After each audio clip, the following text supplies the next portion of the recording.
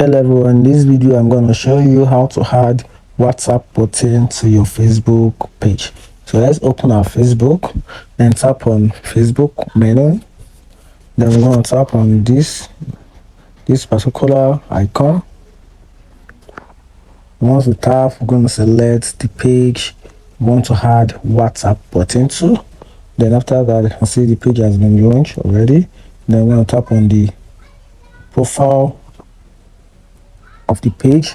Then we're going to tap on this three dots icon. And once we tap, then we move down and tap on edit action button.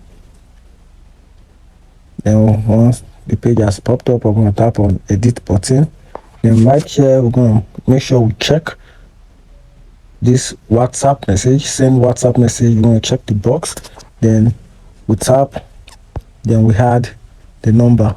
The reason why mine is showing is because mine has been added already. So if you want to add yours, you have to tap and add your number. You input your number, then you're gonna get a verification from WhatsApp. Once verification has been sent to your SMS inbox, then you're gonna copy the number and paste it there.